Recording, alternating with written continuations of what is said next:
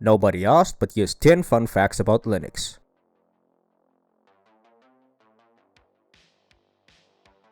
Fact number 1. It started as a student's hobby. Linus Torvalds, a computer science student in Finland, created the Linux kernel in 1991 as a personal project. He was unsatisfied with the licensing of a similar system called Minix and wanted to create a free alternative.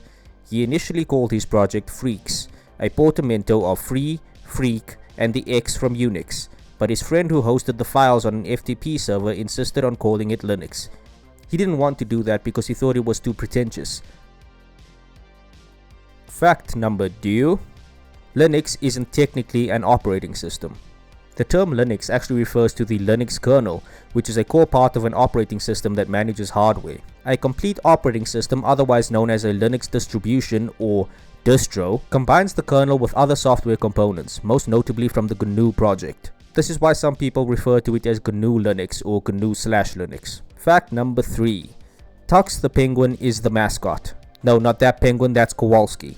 The official mascot of Linux is a penguin named Tux. The idea came from Linus Torvalds himself, who had a memorable encounter with a penguin while on a trip to Australia.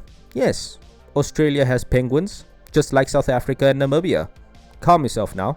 The name Tux is said to be a shortened version of Torvalds Unix, and is also a play on the word tuxedo. Fact number IV. It powers the internet and supercomputers. Linux is the dominating operating system for servers, cloud computing, and supercomputers. All of the world's top 500 computers run on Linux. Major companies like Google, Amazon, Facebook, Microsoft, and even Apple rely on Linux to power their infrastructure. Fact number 5. It's the biggest operating system on mobile. Android, which is the most widely used mobile operating system in the world, is built on the Linux kernel. This means that millions and millions of devices around the world are running on Linux and users don't even realize it. Fact number 6. It's open source and free. Linux is released under the GNU General Public License, which means its source code is free for anybody to use, study, modify, and redistribute. This is why Linux has grown into such a powerhouse that it is, because it's so open. Fact number 7. There are hundreds of distributions, probably even thousands, who knows. Because of its open source nature, anyone can create their own version of Linux. This has resulted in hundreds if not thousands of different distros tailored to different use cases. Suicide Linux? You have got to be kidding me. Popular examples include Ubuntu, Debian, Fedora, Manjaro, and others, which are designed for different use cases such as desktop or specialized servers. There's also Arch. I use Arch, by the way. Fact number 8. It's highly secure and stable. Linux is known for its robust security features and stability. Many of its design principles, like clear separation of user and system privileges, make it less vulnerable to viruses and malware. Servers running Linux can often be operated for years without needing a reboot. It is very stable, until I get my hands on it. I've managed to make Ubuntu almost as unstable as I am because I'm just that good. Jokes aside though, I have run Linux for multiple months on a computer without needing to reboot and everything worked perfectly fine. In that case, I was running Ubuntu.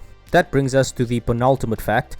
It's mostly written in C. The vast majority of the Linux kernel is written in the C programming language, a many decades old language and still showing its relevance and power in the big 2025. In recent years, many contributors have been trying to get Rust in there, but the old guard is just too damn stubborn. Even the man himself is not too opposed to the idea of Rust being in the kernel. One of the things we've talked a lot about over the last few kernel releases is the introduction of Rust into the kernel, and I think it has been relatively steady and quiet. What's your perception? Well, so Rust still is at the point where we have the initial infrastructure got merged last year. It's been growing, but we don't have any part of the kernel that really depends on Rust yet. To me, Rust was one of those things that it made technical sense, but to me personally, even more important was that we need to not stagnate as a kernel and as developers. And so I am always excited by trying something new and not getting too comfortable doing the same thing. I mean, I've been working on the kernel now for 32 years. 32 years. And that's a long time to work on one single thing, but it's still interesting because it's not the same single thing. I mean, Linux 32 years ago was very different from what Linux is today, obviously. And I actually often look for things where we can do new things and we can do things differently, because it's so easy to get stuck in a rut and say, this is working just fine, right? And Rust has not really shown itself as the next great big thing, but I think during next year we'll actually be starting to integrate drivers and some even major subsystems that are starting to actively use it. So it's one of those things. It's going to take years before it's a big part of the kernel, but it's certainly shaping up to be one of those things. So you're writing Rust code yourself, you're reviewing Rust code? Oh, no. And the final fact. You can try Linux without installing it. Most Linux distributions offer a live version that you can run directly from a USB drive or a DVD if you're a caveman, without installing anything on your computer. This allows you to test out the operating system and see if you like it before committing to an installation. Step 1. Download a Linux distro. This is Pop! OS. Download this version if your system matches this. Download this version if your system matches this. There's also this version for a Raspberry Pi. Then download something to burn the ISO to a USB. This is Balena Etcher. It's very easy to use. Just select the version for the OS that you're on and install it. When you open it up, you should see this. Find the ISO of the Linux OS you downloaded, then select the drive you want to flash and hit flash.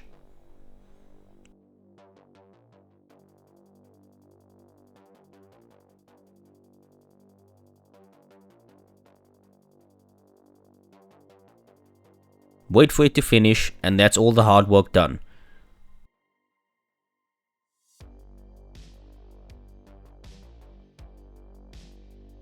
Now turn off your computer. Keep the USB plugged in and boot into your BIOS or boot menu. Different manufacturers have different buttons to do this. On ASUS, you tap the F2 key after you hit the power button. You can just search for the BIOS or boot menu key for your computer if you're not sure what it is.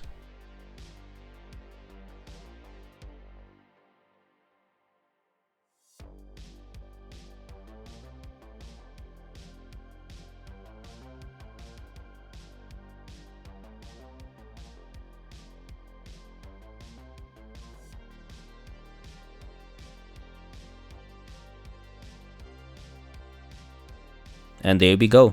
Now you know how to try a Linux distro without worrying about your main Windows install. Of course, you can also try different distros out on a virtual machine as well, but a flash drive has different advantages. Thank you very much for watching. That was 10 fun facts about Linux. Like and subscribe if you enjoyed the video. Peace.